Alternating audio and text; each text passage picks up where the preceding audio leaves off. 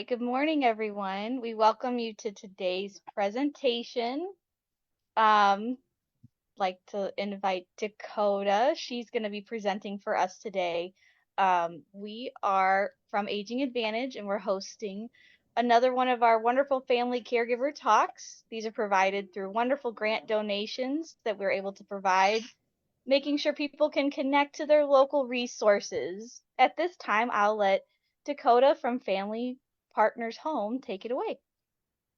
Hi, everybody. Thank you so much for allowing me to be here today. So I am Dakota, not Linda. I work for Family Partners Homes, and Family Partners Homes is a small home memory care model. So we are different than traditional senior living communities. We are a 7,000 square foot home. We have three of them, and each has 12 to 13 bedrooms. So we are just a different model that is offered for dementia residents.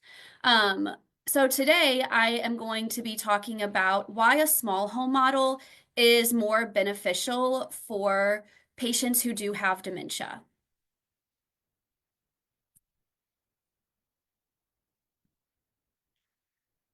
So the three objectives that I'm going to cover today are understanding the challenges of traditional assisted living memory care environments for dementia patients.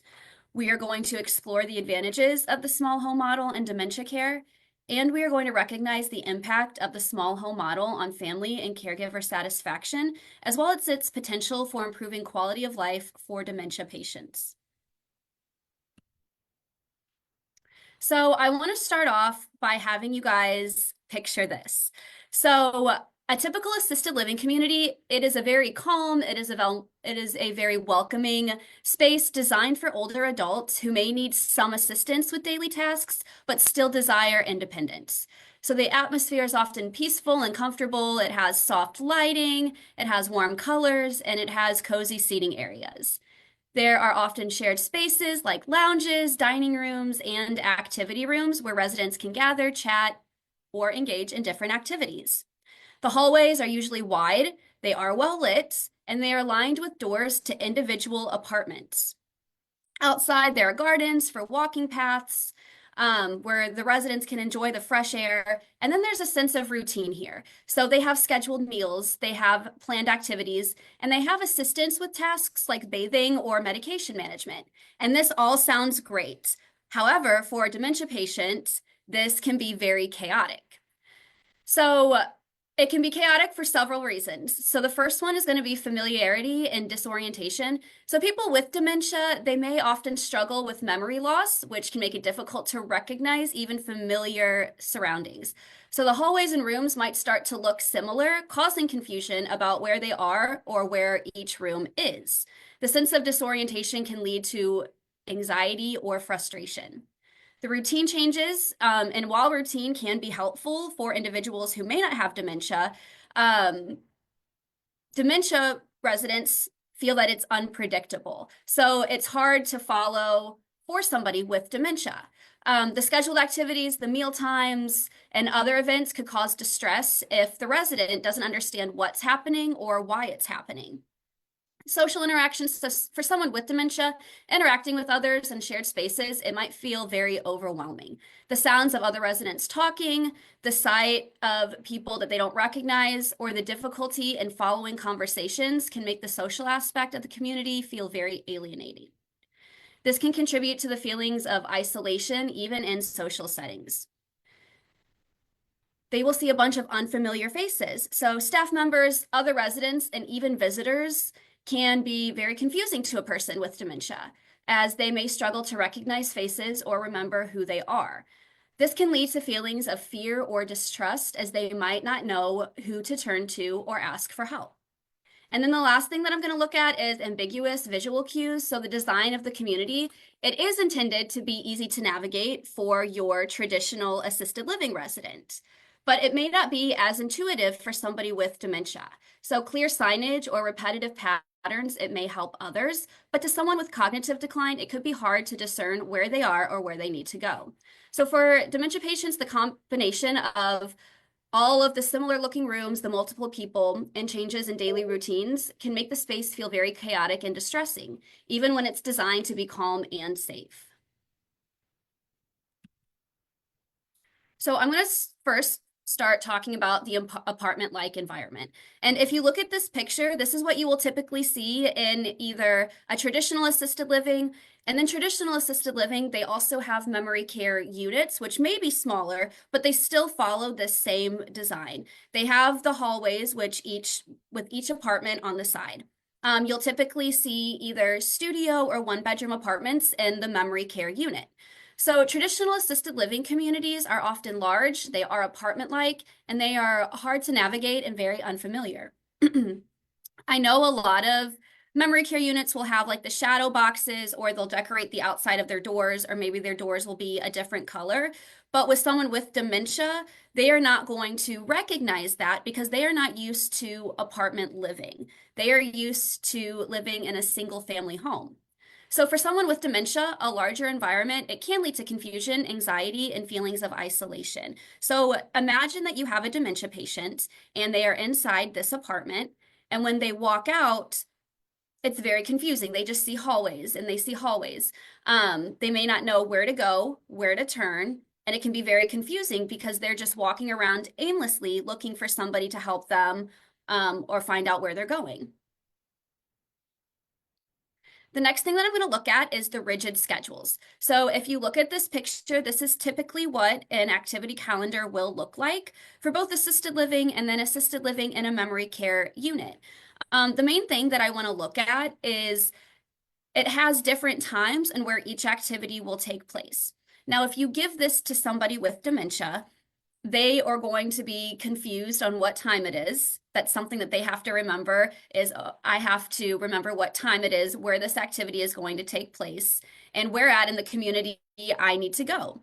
So many assisted living facilities follow a fixed routine for meals, activities, and rest periods, and this may not align with the needs of dementia patients. Dementia patients often need flexibility in their daily schedule to match their natural rhythms and avoid frustration. So, for example, a resident may not be hungry at the scheduled mealtime, or they may want to sleep at a different time. Or maybe their favorite activity is planned at a time where they normally nap. This rigid schedule doesn't allow for that natural rhythm flow. Next, we're going to look at difficult person-centered care. So in large communities, high staff turnover and low staff to resident ratios often prevent caregivers from building meaningful relationships. So lack of consistent care and not enough time to spend with residents can increase anxiety and confusion for people with dementia. A lot of the communities follow the state regulations, which is 1 to 15 during the day and then 1 to 20 at night. And if you have caregivers who maybe are just assigned to passing medication to 15, 20 people, they're not able to give that person-centered care that somebody may need. They may not be able to notice a change in behavior, or they may not notice that something is wrong just because they have so many residents that they need to look out for. So the impact this has on dementia patients is they may struggle with trust and emotional security if they don't see the same caregiver each day.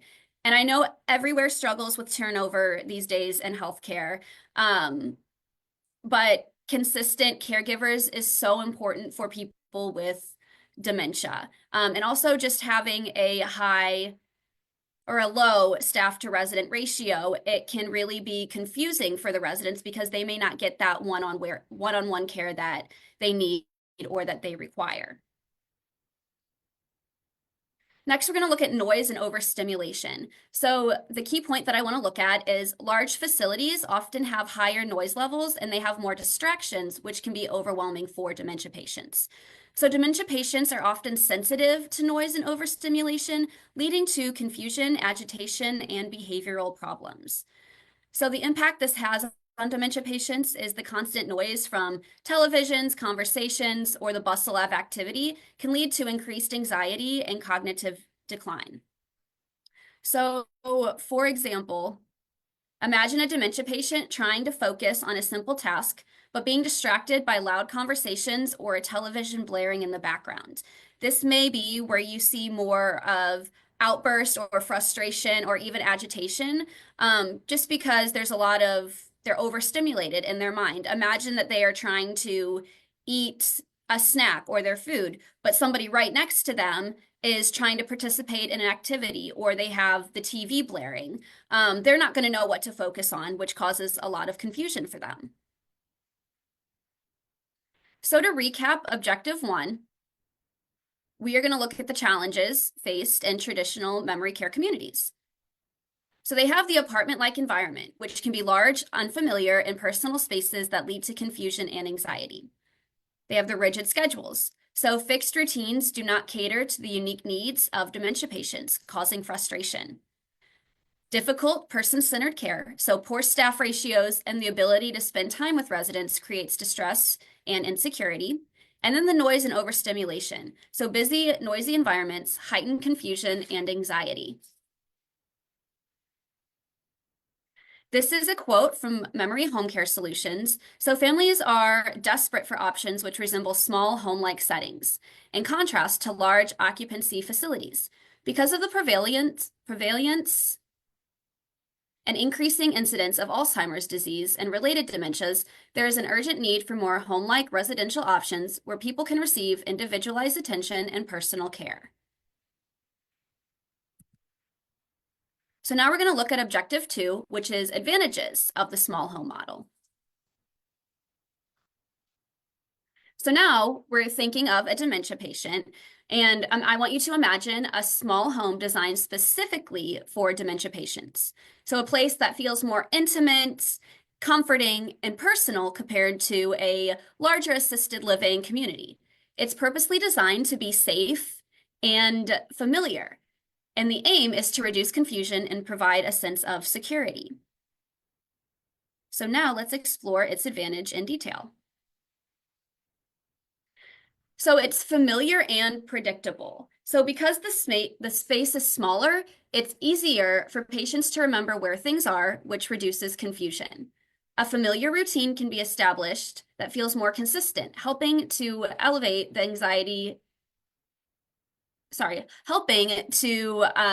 mitigate the anxiety of a larger facility with more people coming and going. So maybe some people don't know what a small model is, or they've never heard of it, or they're just not familiar where some may be located. So a small home model it refers to a residential care setting where a small group of residents live together in a home-like environment with dedicated, consistent staff. So, like I said, I work for Family Partners, and we have 3 single-family homes that each have 12 to 13 residents in them. So the design features, they are designed to resemble a typical household. They have private rooms, so we're not selling apartments. They have communal living spaces and a comfortable, homey atmosphere.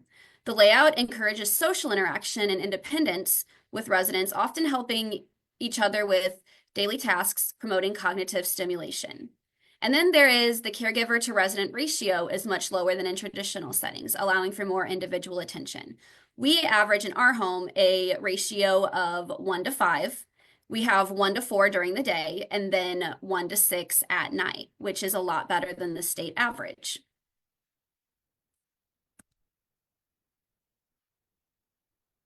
Okay.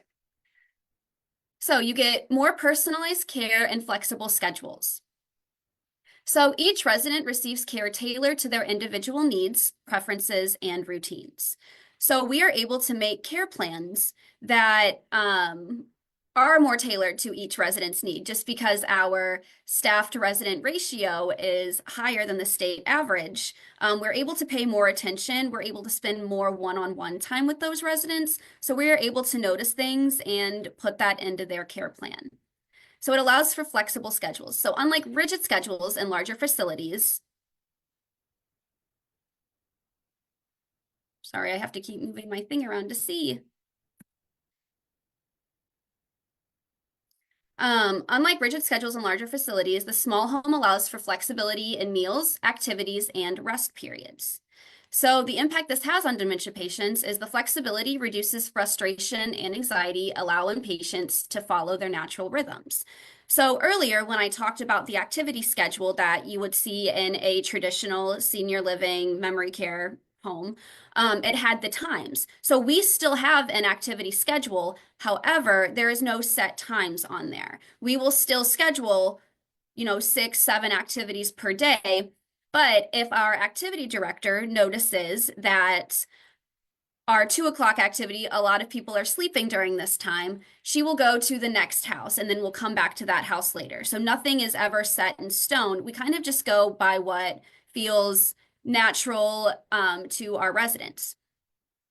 Also, with being a small home, we have 2 activity directors that bounce between the 3 homes. So they are in charge of engaging 36 to 38 residents for 2 of them, as opposed to a larger community where they may be more responsible for holding and engaging activities for residents at larger numbers.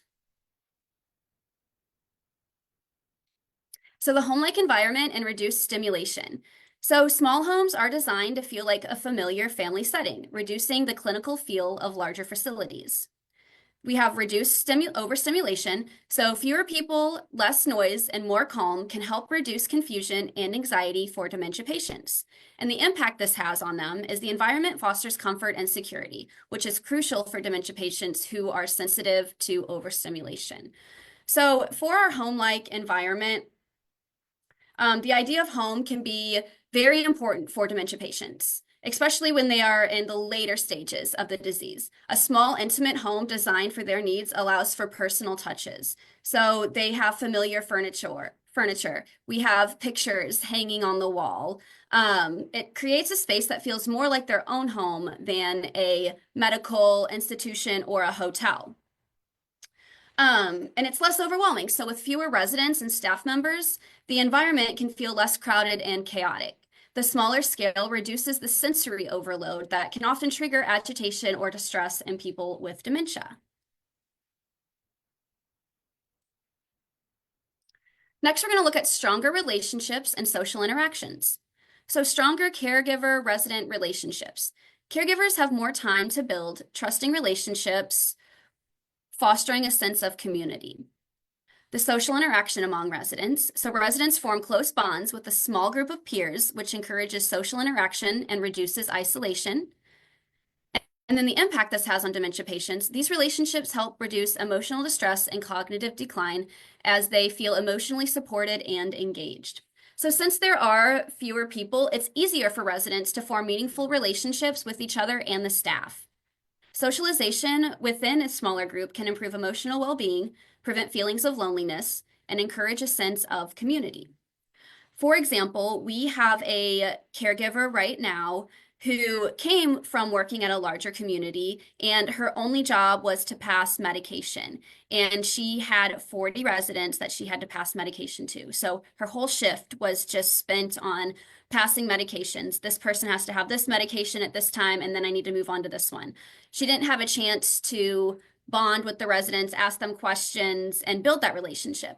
And since she has been working with us, she has just been raving about how she has enjoyed her job more because she is able, it's the whole reason she got into senior living was to help the seniors and build relationships and make a difference. And because the ratio is so much better, her only job now is to not just pass medication, but she can spend time with residents. Now we're going to look at safety and comfort. So the small home model is designed with safety in mind. Small homes have fewer hazards and caregivers can respond quickly to emergencies. The environment is comfortable, familiar, and easy to navigate, ensuring dementia patients are always at ease. So the impact this has on dementia patients is they benefit from a more manageable environment that minimizes confusion and physical tasks. One thing that I do want to bring up is that in our small home model at Family Partners Homes, we have private bedrooms, but none of the bedrooms have a bathroom in them. And the reason that we do that is because most falls happen in the bathroom. So we have taken that hazard out. Most falls happen in the bathroom because when you have dementia, you remember that you need to go to the bathroom, but you don't remember what you're doing in there. So that's when you start fumbling for things or shuffling over your feet. And then also, our bathrooms are right across the hall. So when you have dementia and you lose your short-term memory and revert back to your long-term memory, you were thinking about being in a home. And when you were little and were in your bedroom, you didn't have a bathroom in your bedroom. You had to go across the hall. So we just want to make things easy to navigate, take out the hazards, and make it easier for our residents to navigate the hallways as well. We're going to look at the impact on cognitive and emotional well-being. So for cognitive stimulation, the small home model encourages participation in daily activities like cooking, gardening, and light chores, which provide cognitive stimulation. It provides emotional well-being, so a familiar, stable environment reduces emotional distress and encourages positive emotions and engagement. The impact that this has on dementia patients is a small home environment supports mental stimulation and emotional security, which may help slow cognitive decline and improve overall well-being. What's important in a small home model is that it is their home. Most of our residents have moved from other communities because they are getting very confused in that community.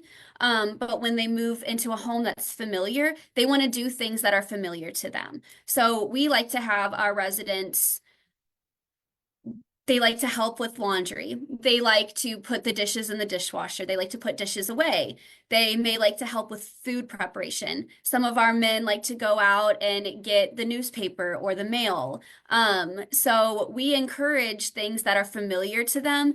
And in doing these activities, these light chores, they are able to have more cognitive stimulation. And this is a quote from a daughter of a former resident. So my husband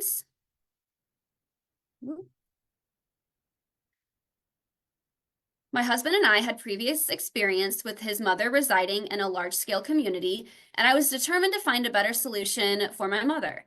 At Family Partners Home, my mother receives wonderful care from a tight-knit team of professionals that understands her individual needs and desires. So now we're going to look at the advantages of Objective 2. We're looking at personalized care. So residents receive more care tailored to their unique needs and preferences. We have a home-like environment. So small homes feel familiar, comfortable, and calming, reducing confusion and anxiety. They're able to build stronger relationships. So consistent caregivers build trust and connections with residents, promoting emotional stability. We talked about safety and comfort. The environment is designed for safety, reducing risks, and providing peace of mind. And then the last thing was cognitive and emotional well-being. So engaging in activities and social interaction supports mental health and slows cognitive decline. Our last objective, Objective 3, is family and caregiver satisfaction. So having seen how the small home model benefits dementia patients, let's explore how this model impacts family members and caregivers. So the key point that I want to focus on is the personalized, intimate nature of the small home model. It not only enhances the quality of life for dementia patients, but it also improves satisfaction and peace of mind for families and caregivers. So the positive impact it has on caregiver satisfaction. So closer relationships. Caregivers in a small home setting can form deep, meaningful relationships with the residents, leading to higher job satisfaction. I wanted to tie this back in with that caregiver that I spoke about earlier who came from a larger community. And she, like I said, she just raved about how her job just feels so much more fulfilling now that she has relationships with each of the residents and she can spend time with them. More time and support. So with fewer residents to care for, caregivers have more time to dedicate to each individual, reducing burnout and job stress. And then the impact on quality of care. So when caregivers can focus on a smaller group, they can provide more consistent and thorough care, leading to better outcomes for the residents. So like I said, they are able to notice maybe smaller changes in what their diet is, or smaller changes in they're not participating as much in activities, or even their facial expressions. Like I notice that you look confused right now, or I notice that you look angry. What can I do to help? Or let's go do this now because I know that you like to do this at this time. It leads to reduced caregiver burnout, which is huge. So, because of the high caregiver to resident ratio, like I said, ours averages 5 to 1. So, with a smaller number of residents, caregivers are not spread too thin, which reduces feelings of overwhelm and exhaustion. It leads to reduced stress. So, fewer residents and more personalized care means caregivers are not dealing with the stress of constantly managing a high caseload. And then a better work-life balance. So the manageable size of small homes helps caregivers maintain a healthier work-life balance, improving job satisfaction and reducing burnout compared to traditional memory care units. Now let's look at family satisfaction. So emotional reassurance and peace of mind. The home-like atmosphere. So families feel very reassured knowing that their loved one is in a warm, familiar, and less institutionalized environment, helping reduce anxiety about their care. Because let's be honest, families care about where their loved one is placed. It's a very hard decision to make. You look at so many different options and you're trying to figure out what's best for both your loved one and you as the family member. You want to trust that wherever you are placing your loved one, that they are in good hands, that they are being a good caregiver.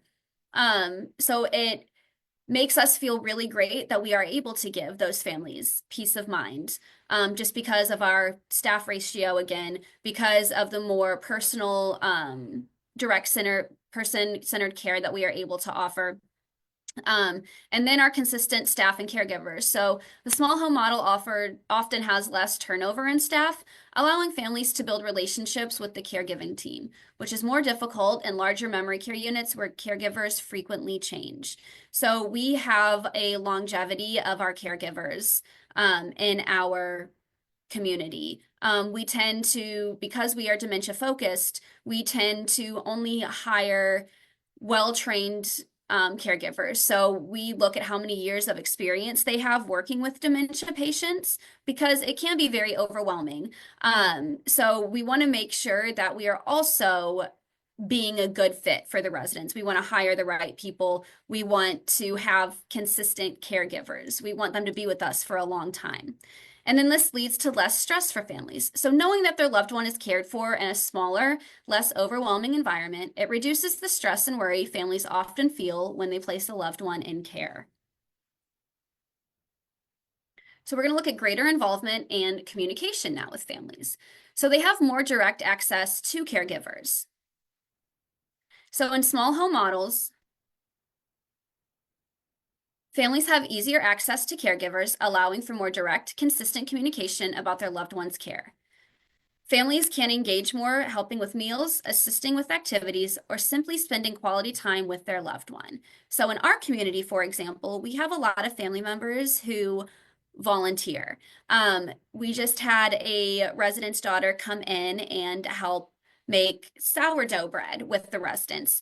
Because that caregiving role is taken off the families, they are able to do more things that they loved with their loved ones. So we have families that will come in and do activities and participate in eating meals more just because it is less stressful. So personalized updates. Families received more detailed and individualized updates, building stronger trust and ensuring they are well informed about the health and well-being of their loved one. Because there is less people in the home, they are able to talk to the nurses more frequently because the nurses don't have that higher caseload. And when the caregivers are able to communicate with the families more about what's going on or what they're noticing, that does relieve a lot of stress off the families. And then again, I'm going to talk about increased family participation. So regular meetings and feedback opportunities allow families to stay involved in care plans and decisions, which is more challenging in larger institutional memory care units where family contact may be less frequent.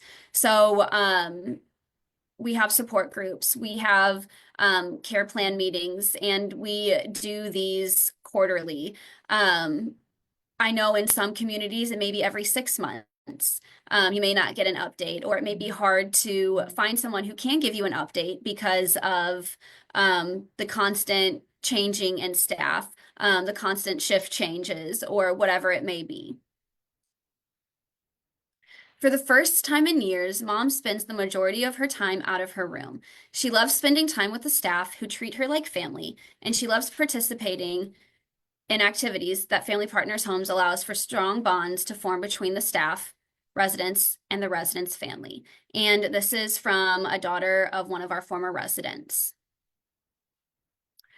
So, a summary of the impact on family and caregiver satisfaction. We talked about increased involvement in family, emotional reassurance, and better communication. For caregiver satisfaction, we talked about deeper relationships, lower stress and burnout, and increased fulfillment. So, I want to compare this now to a traditional memory care unit. So, in the small home model, we have greater involvement, lower caregiver burnout, and a supportive, personalized environment for both families and staff. Where in a traditional memory care unit, it's more institutionalized with less personalized care, limited family involvement, and higher caregiver turnover. So the small home model is a win-win for both families and caregivers. It creates an environment that feels more personal, secure, and home-like, which offers peace of mind to families. For caregivers, the smaller home reduces overwhelm, fosters deeper relationships with residents, and allows for more personalized care, leading to greater job satisfaction and reduced burnout. By creating a more intimate, supportive environment, the small home model benefits everyone involved, improving the quality of life for dementia patients, their families, and caregivers who care for them. This is just our contact screen. I would love to chat with anyone who may have additional questions over what we offer or answer any dementia specific related questions. I would be happy to be a resource to anybody who needs it. So this is my direct phone number, my direct email. And again, I work for Family Partners Homes. I would love to show you guys a different model, and I just really appreciate you guys allowing me to be here and speak with you today.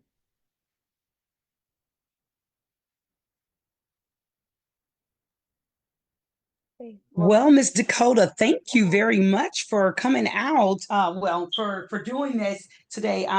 This was really good. You guys are great. Thank Um, you. I have a couple of different questions that were just Yes. coming up. I mean, it was just like all kind of stuff was just rolling through my head. Like, oh my God, this is so neat. I threw a lot of information. There's a lot of meat in there. Yes, it is. It was, and that's good though. That's excellent. That's what people need to know. That way, when questions do arise, sometimes the answers are already there. But it looks like, or you can clear it up for me, clarify. Okay. Um, Dementia patients, is that the only target for you guys, or is that just maybe just something really big that you find more beneficial to those types of patients or clients? Yeah, great question. So we are dementia specific. So our homes are tailored to meet the needs of dementia residents only. So a lot of our residents have family member, their spouse may still be alive and be in an independent or assisted living. So we may not be a good option for somebody who needs independent living, assisted living, and then memory care because we don't have any additional communities. We just specifically focus on dementia. Okay, gotcha. Now they don't have to be a certain age. As long as their diagnosis is dementia, then they could be a possible candidate for this type of residence. At least 55. At least 55. Yep. Okay. And also, my other question was, with that being the case, um, is there do you have any openings right now? So right now we are completely full. However, Okay. we do typically have 1 to 2 openings per month. Oh, okay. So we would love, like, if somebody doesn't know what their timeline is and they're just starting to get an idea, I would Mhm. love to set up a tour. And then if you love it, you can always get on the wait list. Okay, that was my next thing. Do you have a wait list? Okay. Yes, so we do have a wait list right now, but that doesn't necessarily mean that those people are ready to move in. They're just there because they want a plan in place. And if something does Okay. open up and something crazy happens, they want to make sure that they're taken care of. But Okay. I will say I didn't talk about our day center at all. So our homes typically focus on middle to end stage of dementia. So our residents are able to age in place there. So we are licensed as assisted living level 2, which means that we can handle everything besides skilled nursing services. So we can do Hoyer lifts, we can do two-person assists, but if it ever gets to a point where feeding tubes are needed or catheters or a trach, those are things that we would not be able to handle. Whereas our day center focuses more on early stage dementia.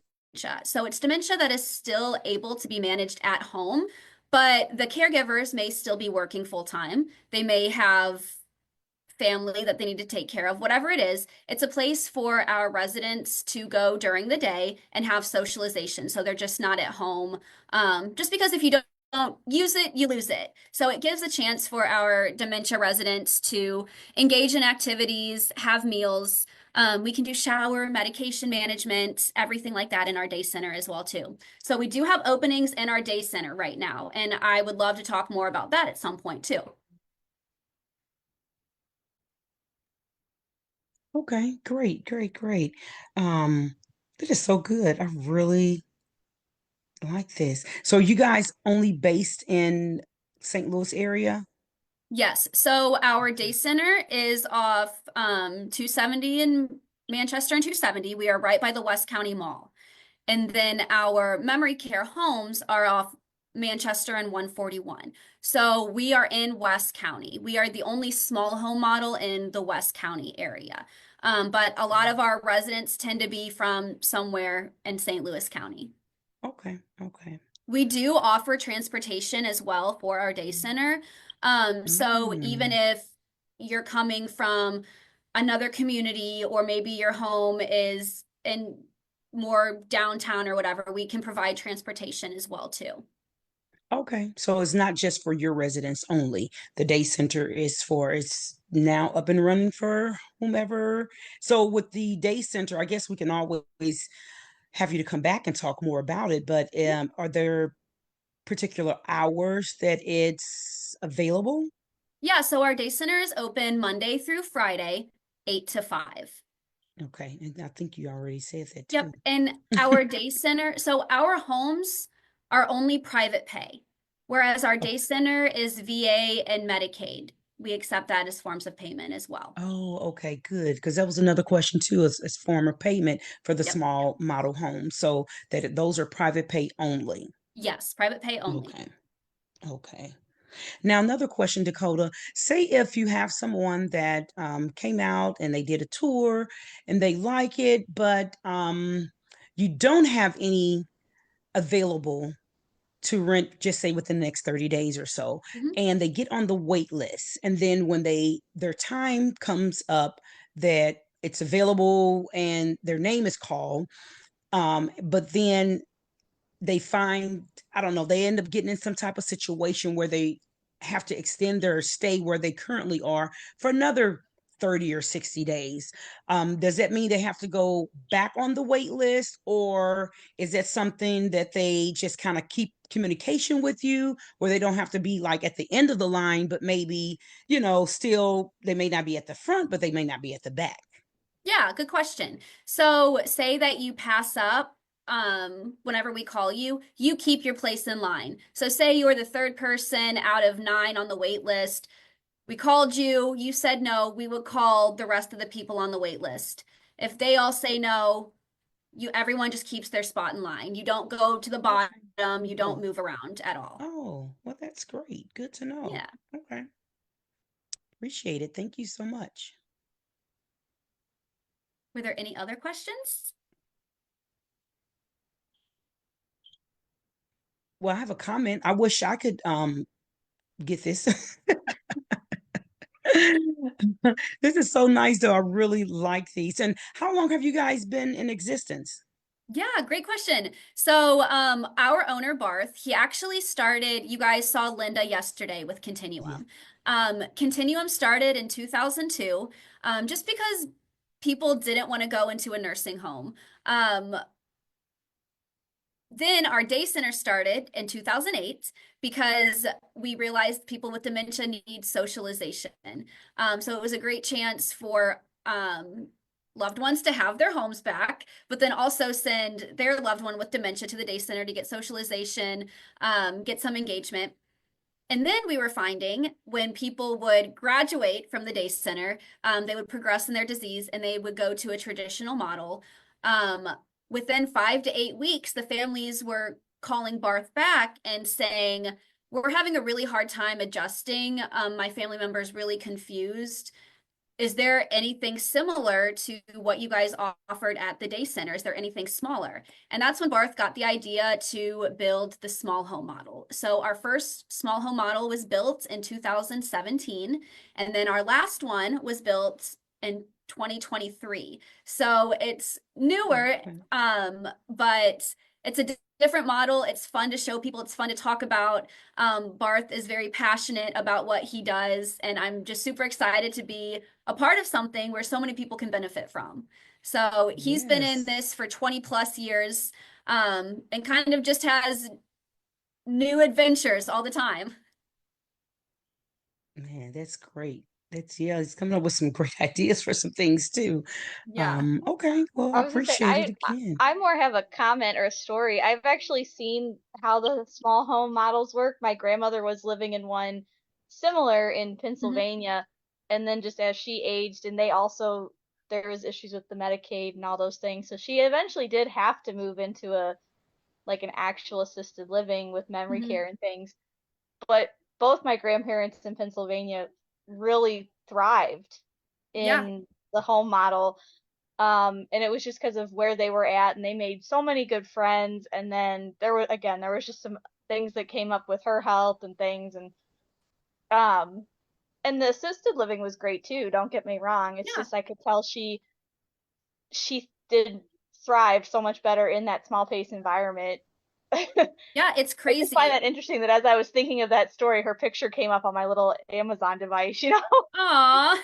So, It's a sign. That is too neat. but and I've actually when I worked in hospice too, I got to go to some of this other. I'm not sure I went to your location, but I went to another small home as well, and it was just it's so interesting. And now even you can see these bigger companies now seeing the impact of the smaller home models, and even they're trying to redo their hallways to make them, like Exactly. it's interesting how they're trying to adapt these bigger buildings to meet this, give them Yeah. neighborhoods, give them this, give it, so And I mean, if this is just dementia specific, and assisted living, independent living, like every senior living home that I have been at, like they're doing a great job and their communities are beautiful.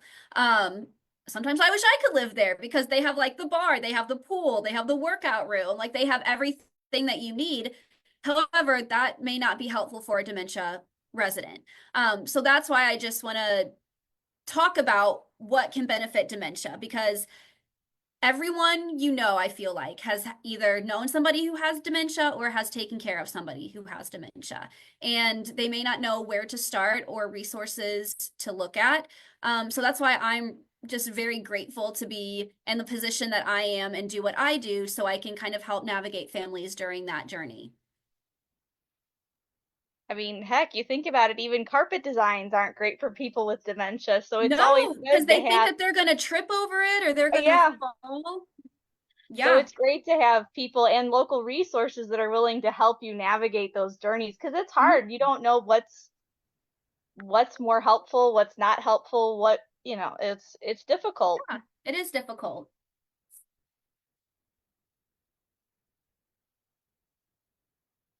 Let's say it doesn't look like there are any other questions on Facebook.